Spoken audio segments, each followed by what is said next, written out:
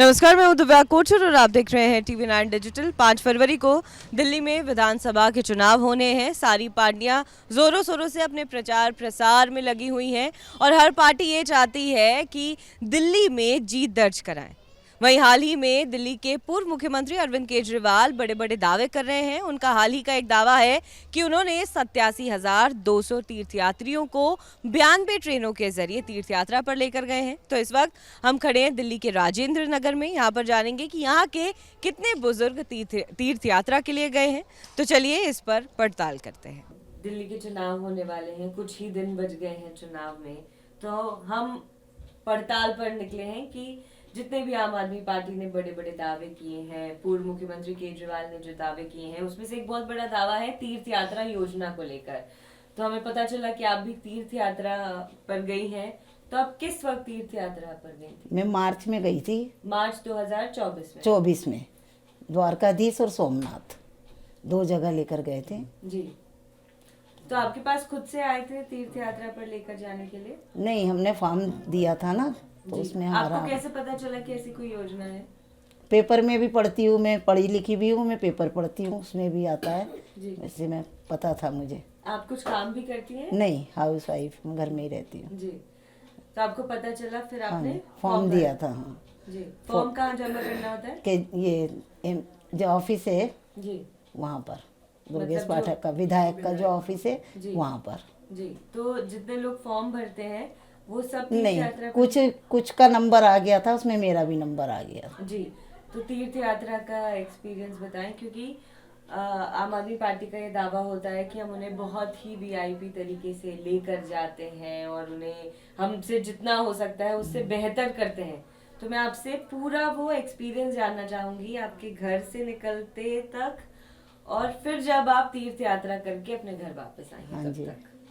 बहुत अच्छा था। यहाँ से हम यहाँ पर जो ऑफिस है इंदरपुरी में, यहाँ गए, यहाँ से हमको सब स्वागत करा बहुत अच्छे से, माला वगैरह पहनाई, मिठाई खिलाई। फिर उसके बाद में त्यागराज स्टेडियम लेकर गए बस से, एसी बस में गए। वहाँ पर केजरीवाल जी आए, उन्होंने तुलसी की माला पहनाई, पटका पहनाया, हमको लंच दिया। फिर वहाँ से हमको वापस सफदरजंग स्टेशन लेकर आए। फिर वहाँ एसी की ट्रेन होती है पूरी, खाना पीना दोनों टाइम पनीर देते हैं सब्जी में, सुबह भी शाम भी, लंच नाश्ता देते हैं, डिनर देते हैं, दूध भी देते हैं रात को पीने के लिए, दवाइयाँ भी मिलती है। अगर कोई प्रॉब्लम है तो डॉक्टर भी थे। भजन कीर्तन भी होता है उसमें, पूरे भगवान का मंदिर भी बना हुआ है, भजन कीर्तन भी सुबह शाम होता है, बहुत अच्छा रहता। सब कुछ अच्छा लगा। गाड़ी में गए वो भी सब ठीक था, खाना अच्छा था, रहन सहन अच्छा, होटल में रोके उन्होंने और खाने के लिए भी खाने की व्यवस्था अच्छी बनाई थी। दोपहर में सुबह नाश्ता देते थे, दोपहर में खाना देते थे, फिर शाम को देते थे। और सुबह पहुंच गए, होटल में भेज दिए बस में, वहाँ पे रहे, नहाए धोए चले गए। एक बारी 2 दिन रहे द्वारकाधीश में, होटल में ही, और सारी जगह घुमाया उन्होंने। मतलब वो हम मुझे सब मंदिरों में गए, सब कुछ करा, घूमे भी सब मंदिरों में, बहुत अच्छा था। खाना भी अच्छा था, होटल में लेके गए, छोड़ने आए, सब इंतजाम था। मुझे पता चला भी, क्या कहते हैं, यहाँ पे बस जा रही है, यहाँ से बस जा रही है, मुझे पता है। हल्ला तो मची जाता है, भलाई का तो हल्ला जल्दी मचता है। तो मैं गई थी, फिर वहाँ पता करा था, फिर वहाँ पता करके फिर फार्म वार्म भर के फिर ऐसे गई थी। फॉर्म में क्या भराते हैं? आपकी उम्र और हैं? फॉर्म में क्या भरना होता है? उम्र वगैरह भरनी होती है, पता नहीं। आपने नहीं भरा फॉर्म? नहीं भरा था। किसने भरा फॉर्म? वहीं से नंबर आया था इसलिए। अच्छा।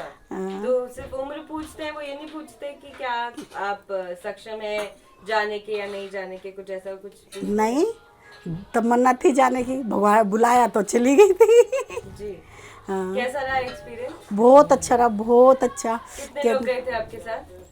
पूरी बस गई थी, इधर इधर से सारी तरफ से गई थी, निराणा से, कोई कहाँ से, कोई कहाँ से, कोई पीछे से, इधर से गई थी, उनके साथ गई थी मैं। तो व्यवस्था अगर शुरू करें, बस से लेकर ट्रेन, फिर होटल, फिर आपका खाना पीना, बहुत अच्छा करा, किसी चीज़ की हमें परेशानी अच्छा नहीं। आपको कैसे आप ऐसे अच्छा करा, हमें यहाँ से बस में लेके गए, फिर यहाँ से बस में लेके हमें ट्रेन में चढ़ाया, यहाँ के लोग थे उन्होंने हमें ट्रेन में चढ़ाया, ट्रेन में से फिर हमको सारी व्यवस्था मिली और हमें होटल ही मिले, उसमें होटल में हम 2-2 जने थे संभालने के लिए।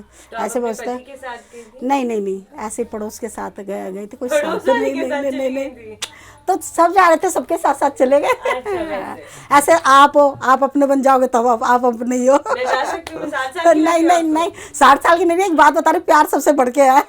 जी। ये अभी रिसेंटली जो लास्ट रामेश्वरम का टूर गया था, मैं उसमें गई हुई थी। जी, तो आपको जब पता चला कि आपको सहायक के तौर पर आप जा सकती हैं, तो आपके लिए खुशी की बात थी? आपको लगा कि इतने बुजुर्गों के साथ आप जाएंगी तो आपकी क्या जिम्मेदारी बढ़ जाएगी? मैं बहुत खुश थी, क्योंकि मुझे काफ़ी मतलब मन था जाने का पहले से ही, क्योंकि तीर्थ स्थान है रामेश्वरम, और मैं फर्स्ट टाइम मेरे को मौका मिल रहा था जाने के लिए, और काफ़ी सारे बुजुर्ग भी जा रहे थे, तो मुझे लगा कि बुजुर्गों की हेल्प करने का भी मौका मिलेगा, इसलिए मैं गई थी साथ में। जी, तो अगर आप मुझे समझाएं कि कैसा वो एक्सपीरियंस था इतने सारे एक साथ बुजुर्गों को तीर्थ यात्रा करते हुए देखना, तो आप मुझे अगर डिटेल में बता सकते। हाँ, ये बहुत अच्छा एक्सपीरियंस था कि यहाँ से जो बस गई थी, यहाँ से जो बस बस लगाई हुई थी, ये ऑन रोड लगाई हुई थी, वहाँ पे बुजुर्गों का स्वागत हो रहा था। मतलब ऐसा लग रहा था कि उनको एक भगवान जैसा एक ट्रीट किया जा रहा था। जैसे कि हम घर से भी नॉर्मली जाते हैं तीर्थ पे, तो हड़बड़ी होती है कि खाना पैक करना है, ये करना है, इतनी सारी तैयारियां करनी है, पैकिंग करना है, फटाफट ट्रेन तक पहुंचना है। लेकिन ऐसा कुछ भी नहीं था। सिर्फ आपको मतलब उन्होंने बोला हुआ था कि आप सिर्फ 2 जोड़ी कपड़े लेकर के आप जो वहाँ रहना है, बस आपको वही लेके आना है। फिर वहाँ जाने के बाद एक अलग सा ही फील हो रहा था कि उनको मतलब एक स्पेशल गेस्ट की तरह उनको ट्रीट किया जा रहा था। बस में भी उनको माला पहनाई जा रही थी, आरती किया जा रहा था, उनको मिठाइयाँ बांटी जा रही थी, और एक मतलब उनको अच्छा फील कराया जा रहा था। मैं अटेंडेंट थी, अटेंडेंट को शायद उतना नहीं, सिर्फ उनके, लेकिन जो बुजुर्ग थे ना, उनको बहुत अच्छा मतलब ट्रीट कर रहे थे। और उसके बाद उनको ट्रेन में बिठाया गया। ट्रेन में बिठाते ही वहाँ पे जैसे ही स्टेशन पे गए, फिर उनको वापस आरती हुई, उनको माला पहनाया गया, पानी की व्यवस्था थी, फिर उनको ट्रेन के अंदर बिठाया गया, एक कार्ड दिया गया था, फिर कार्ड से उनके साथ में एक ऑब्जर्वर कह सकते हैं कि हर बोगी का एक ऑब्जर्वर होगा, वो ऑब्जर्वर दिया हुआ था। वो ऑब्जर्वर की रिस्पॉन्सिबिलिटी थी कि एक डब्बे में जितने भी हैं आपके मतलब बुजुर्ग बैठे हुए हैं, आपकी मतलब वो जिम्मेदारी है। और वो हर थोड़ी देर पे हर बुजुर्ग से पूछ रहे थे आपको कोई परेशानी तो नहीं है, ये नहीं है। आप ट्रेन के अंदर बैठे तुरंत शाम का टाइम था, माहौल था, कैसा उनका चेहरा था, सब क्या बहुत खुश थे, गाना बजाना सब बहुत खुश थे, क्योंकि ट्रेन के अंदर एक छोटा सा मंदिर बना हुआ था और वहाँ पे भजन कीर्तन की पूरी व्यवस्था थी। तो बुजुर्ग जो इस टाइम पे मानते हैं कि सारी जिम्मेदारियों से मुक्त होकर के तीर्थ यात्रा करते हैं उस टाइम पे, और भजन कीर्तन करते हैं। उनका मतलब कहते हैं कि बुजुर्गों को सारी जिम्मेदारियां उन्होंने निभा ली, अब भगवान का नाम लेने का टाइम है। उस टाइम पे उनको सिर्फ वही माहौल मिला था कि भगवान के द्वार पे जा रहे थे, लेकिन भजन कीर्तन कर। नॉर्मली हम किसी भी यात्रा के लिए जाते, ट्रेन में गए, लोकेशन पे पहुंचते, बट हमें वो एक्सपीरियंस नहीं मिल पाता कि भजन कीर्तन की व्यवस्था, या फिर हमारे जो साथ के लोग हैं वो हमारे यहाँ से ही हो और सेम एज के हो। ऐसा मौका नहीं मिल पाता है तीर्थ के दौरान पे। जब हम फैमिली भी जाती है ना, तो ऐसा माहौल नहीं होता है। उस टाइम पे ऐसा ही माहौल था कि सेम एज के लोग हैं, फिर भजन कीर्तन का माहौल है। बहुत खुश थे सारे बुजुर्ग, बहुत दुआएं दे रहे थे। ये कहाँ की तस्वीर ये द्वारकाधीश सोमनाथ की है, जी? सोमनाथ की है ये। अच्छा, मैं आपसे जानना चाहूंगी, क्योंकि आप भी 75 साल की हैं और स्वास्थ्य से जुड़ी हुई दिक्कतें होती हैं, चलने में, बैठने में, उठने में। हाँ जी। तो क्या तीर्थ यात्रा जाने से पहले वो एक डर था अंदर कि क्या पता अगर कब कुछ हो जाए, हाँ जी। तो हमारा ध्यान रखने के लिए हाँ। कोई होगा? नहीं, ध्यान रखने वाली थी, पर जैसे गए अच्छे वैसे ही अच्छे आए। जी। कोई बीमार नहीं हुई, शुमार नहीं हुई, कुछ नहीं। लेकिन अगर खुदा खास्ता अगर हो जाता कोई बीमार, तो क्या? तो वहाँ दवाएं मिलती थी, डॉक्टर भी थे, देखने वाले सब था, सहेलियाँ भी देखने वाली थी। तो डॉक्टर? हाँ, डॉक्टर अंदर ही उसमें ही रहते ट्रेन में। आप जितने भी लोगों के साथ गई थी, किसी के साथ ऐसा हुआ कि कोई बीमार पड़ा हो और नहीं डॉक्टर की नहीं जरूरत नहीं, पड़ी हो? वैसे जैसे पैरों में दर्द हो रहा है, उल्टियाँ हो रही है, कुछ हो रहा तो दवाई ले ली है, बुखार हो गया है, दे रहे थे बिल्कुल टाइम से। जी। तो ये योजना आपके हिसाब से कितनी महत्वपूर्ण थी? बहुत अच्छी थी। अपने घर के बेटे भी जा सकते थे, जो उन्होंने करा हमारा, बेटे जैसे सर बने यहाँ हमारे लिए तो। बहुत सारे लोग कहते हैं कि केजरीवाल श्रवण कुमार है, क्या आप केजरीवाल को श्रवण कुमार वाला मानते कैसे अपने बच्चे नहीं ले जा सकते और वो गरीब इनको बुजुर्ग इनको यात्रा करा रहे हैं। बच्चे भेज भी देंगे तो पैसे दे देंगे पर साथ कोई नहीं जाएगा, पर उन्होंने एक भेजा है बुजुर्ग, उसके साथ एक और भेजा है, तो ये तो बहुत बड़ी बात है।